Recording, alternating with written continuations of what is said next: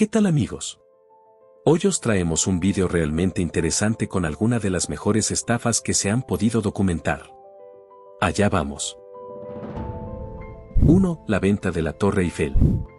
Victor Lustig se hizo famoso por haber vendido el monumento parisino. Aprovechó que los medios publicaron los problemas de mantenimiento que el monumento tenía y se dispuso a buscar compradores para el amasijo de hierros. Este personaje se hizo pasar por el subdirector general del Ministerio de Correos y Telégrafos al que le habían encomendado la tarea de vender toda la chatarra de la Torre Eiffel. Contactó con 6 empresarios prominentes dedicados a este tipo de negocios y los citó en el Hotel de Crillon, uno de los más prestigiosos establecimientos de París. Aunque hoy en día esta situación nos parezca extraña, debemos recordar que la torre se creó en 1889 para la Exposición de París con el objetivo de ser trasladada después ya que no concordaba con el resto de edificaciones. Estos acontecimientos se dieron en 1925 por lo que el deterioro del monumento ya se hacía visible.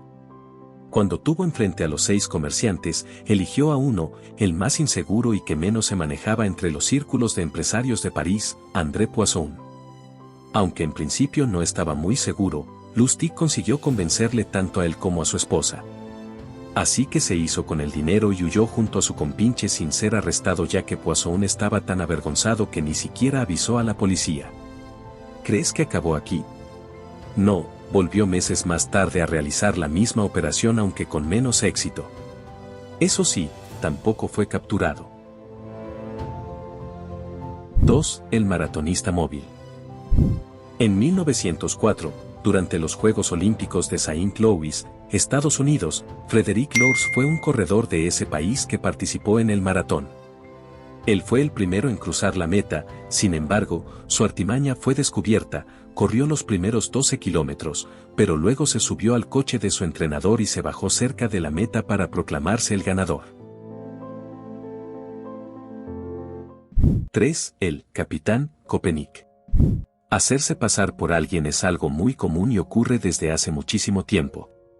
En octubre de 1906, Wilhelm Voigt, de 56 años, se compró un viejo uniforme de capitán y reclutó a un pelotón en Köpenick, para conformar su nueva identidad, la de un capitán del ejército de Prusia.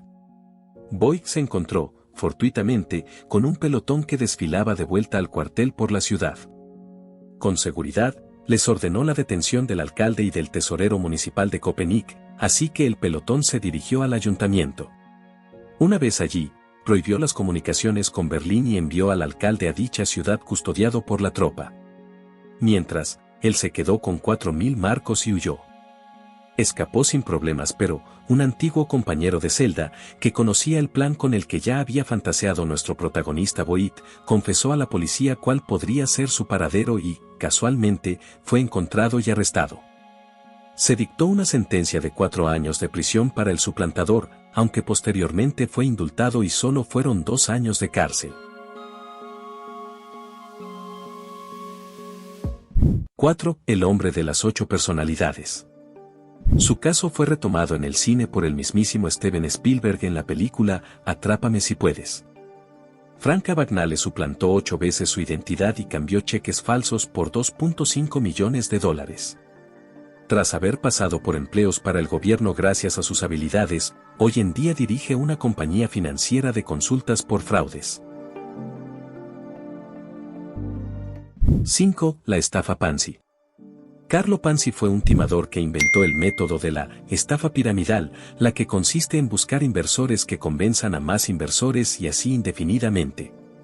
En 1919 prometía a sus clientes un 50% de beneficios dentro de un plazo de 45 días o el 100% dentro de 90 días a través de su empresa Securities Exchange Company, con el simple hecho de comprar cupones postales descontinuados en otros países y redimiéndolos a su valor nominal en los Estados Unidos como una forma de arbitraje, probablemente inspirado por William F. Miller, un contador de Brooklyn que en 1899 utilizó el mismo sistema para estafar $1 millón. Esto hizo que muchas personas invirtieran todo su dinero en un negocio que durante un tiempo fue bien. La crisis de confianza se dio cuando el analista financiero Clarence Barron publicó un artículo en el que evidenciaba que para mantener el estado de las inversiones y beneficios debería de haber 160 millones de inversores mientras que únicamente había 27.000. Este desencadenante llevó a prisión a Carlo en 1920 seguido por una multitud furiosa que buscaban su linchamiento. Aunque consiguió salir antes de terminar su sentencia, acabó sus días trabajando en una línea aérea italiana que operaba en Brasil. Tiempo después se supo que esta línea fue utilizada para hacer contrabando de materiales estratégicos, pero Pansi murió en la miseria en un hospital de Río de Janeiro en 1949. 6. El muerto viviente. Ferdinand de Mare nació dentro de una familia en la que, gracias a su padre, habían conseguido una buena situación económica. Vivió en la calle Jackson, en Lawrence, un distrito de clase alta con muchas de las casas de gran tamaño. Pero en la década de 1930, tras la Gran Depresión, su padre había perdido toda su fortuna y tuvieron que mudarse a distritos más pobres de la ciudad. Ferdinand no era un cualquiera, se dice que poseía una memoria fotográfica verdadera y tuvo fama de tener un coeficiente intelectual extraordinario. Aparentemente, era capaz de memorizar las técnicas necesarias de los libros de texto. Estas habilidades unidas al descontento que tenía después de haber vivido una vida acomodada hicieron que se fuera de casa a la edad de 16 años.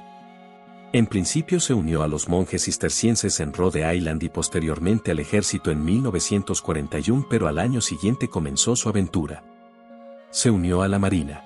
No llegó a la posición que quería, así que fingió su suicidio y, habiendo prestado otro nombre, Robert Linton French, se convirtió en un psicólogo de orientación religiosa.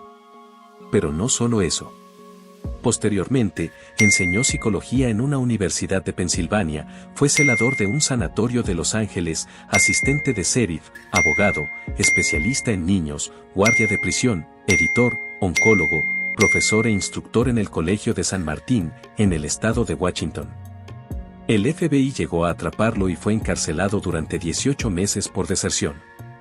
Tras su liberación, asumió una identidad falsa y estudió Derecho en la noche en la Universidad del Noreste, luego se unió a los Hermanos de la Instrucción Cristiana de Men, una orden católica.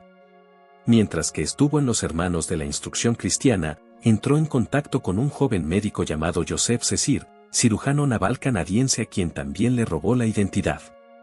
Se enroló en el buque de combate Kahuge y participó como cirujano en la Guerra de Corea, operó a soldados con tanto éxito que se hizo famoso. Fue descubierto por el verdadero Joseph Cyr, al salir en una revista de medicina, así que el gobierno canadiense lo expulsó del país. La vida de Ferdinand fue algo inaudito, ya que no todo el mundo puede fingir ser especialista en una profesión y realizarla con la perfección con la que lo haría un profesional titulado.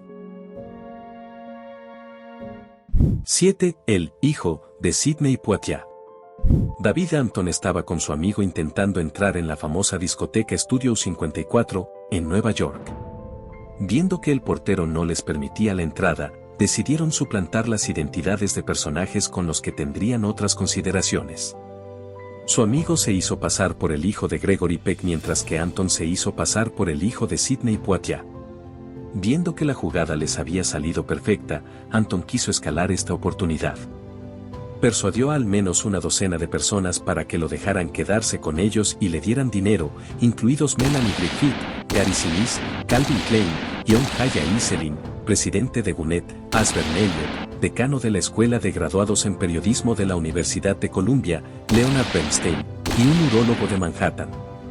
Convenció a algunos de que era un conocido de sus hijos, a algunos de que acababa de perder un avión a Los Ángeles con su equipaje todavía dentro y a otros de que le habían robado sus pertenencias. Aunque no consiguió amasar una gran fortuna, se mantuvo durante un tiempo viviendo de su historia hasta su fallecimiento en 2003 por complicaciones relacionadas con el SIDA. Y hasta aquí nuestra selección de estafadores. ¿Qué te ha parecido? Esperamos que te haya resultado interesante. Nos vemos la próxima.